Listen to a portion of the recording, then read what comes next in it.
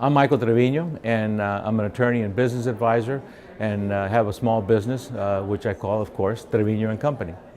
I have clients that I represent, among them the American Petroleum Institute, which has been engaged in conducting research on how we can engage in outreach activities to bring young professionals into the industry, especially minorities and women.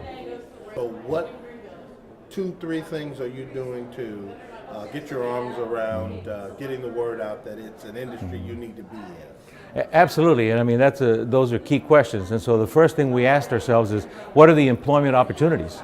Because we can't go out talking about the industry if we don't know what the employment opportunities are, because people want to know what those opportunities are. Second, we need to have an understanding of what the perception of the industry is with this, if you will, market segment of potential workers. And so we've conducted focus group, we've engaged in a lot of research, a lot of conversations with individuals around the country. And so we've been informing ourselves as part of that process so we can better understand what people know about the industry and what they need to know from our perspective. And then third is we need to figure out how we can develop outreach and education programs so that once we've got people informed who have expressed an interest in being part of the industry, then we of course want to be able to facilitate their entry into that. Certainly you want to tap into the best and the brightest minds that are out there. But how do you broaden that since there isn't a great pool of people to begin with, and you want to try to get the best and the brightest that are out there, then you want to be able to train them in the area that you have. How are you getting your arms around that kind of mountain that you have to climb? Yeah, I recently heard someone say that talent is evenly divided, but opportunity is not. Right. And so we need to make sure that we understand the skill set of the groups that we want to be able to bring, the individuals we want to bring into the industry. We, of course, on the other side, want them to understand what our values are. Obviously, you have to be drug-free. You have to have the skills. You have to be focused on safety and quality. And, of course, performance. And that really requires us to be able to engage not just the target future employee, but at times their parents, at times community leaders, at times civic organizations like the Chamber, at times academic institutions, and of course government and policymakers. Because in the end, it has to be a comprehensive approach to it. And everybody knows the numbers on minorities and high school completion rates. Everybody knows that we as a country regrettably don't rank very high or as high as we think we should in the area of STEM education. But there are jobs, both from the geoscientist, petroleum engineer, all the way down to the folks who do landscaping and drillers and crane operators and accountants and business managers. So the whole range of jobs is available. We need to make sure people understand, with my skill set, with my career objectives, this is the job I want to pursue. Well, the first thing is to let people know that everyone's accepted and everyone is needed, but you have to have certain skills. And if you come to the industry with the basic skills that the industry needs, that's great. Because what's going to happen once you're part of the industry, once you're part of a company, your employer, they're going to put you through their own training program. So that we're going to make sure you've got the skills and that those skills actually can be applied within the core values of the particular company or employer. And so, for example, take a truck driver. We have need for truck drivers. Absolutely. And to be a truck driver, you need 3 things. 1, you have a high school education or a GED equivalent. 2, commercial driver's license. And 3, you need to be drug-free. Right. And those truck drivers that are working in Eagle Ford in Texas or in North Dakota are making $90,000 a year. Right. Those jobs I consider to be an economic transformation for the entire family. Right. And so that's what we want to be able to communicate to kids. The opportunity is there. You need to commit yourself to acquire the skills, even if you don't find yourself in that circumstance now.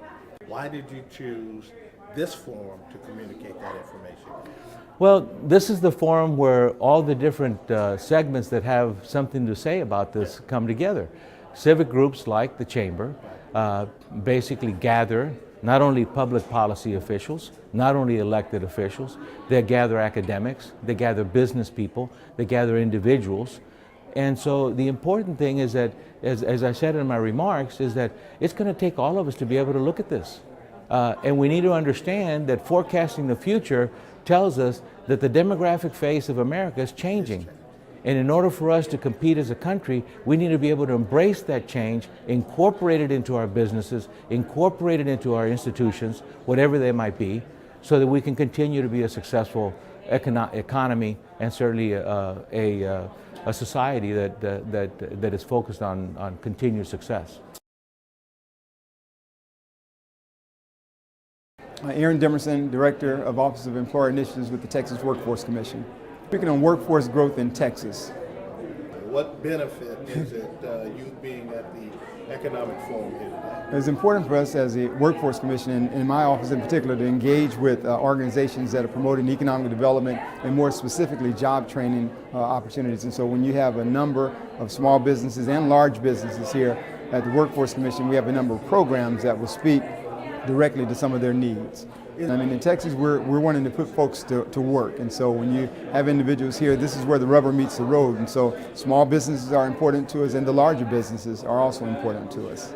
Yeah, in Texas, you're going to find that we're doing a number of things. You have opportunities to engage at the local, at the high school level, and so through dual credit programs, and so that's a combination of high school tied into the community colleges and other, and then you're also dealing with adults that are actually out of high school that are seeking employment opportunities to work for these various companies in our state.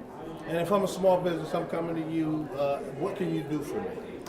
In particular, the Texas Workforce Commission, we have a Skills for Small Business program, and so that allows for you to take an employee and to have them trained at the local community college, depending on their curriculum that they're offering. But in that particular case, you're in a position, you're hiring individuals, and if they want to increase their skill set, they have an opportunity to do that at the community college level. So you're linked at the, I guess, at the hip with the community college system and also with business. Yeah, with business, with the community college system. I mean, we're tied in through one of our programs, but the Workforce Commission has a number of programs working with what we call our local workforce development boards. And so Mike Temple runs that operation here in this area, the Gulf Coast region, and that's where folks that are looking for employment, veterans, adults, individual companies, a number of different things that are offered from the statewide perspective in this region that's handled through our local workforce development board. So what do you think the benefit of this economic forum is for the It's huge. Whenever you're in business and you're exposed to what's offered at the state level, what's offered at the federal level, and even locally, you can't do anything but succeed and achieve from that standpoint.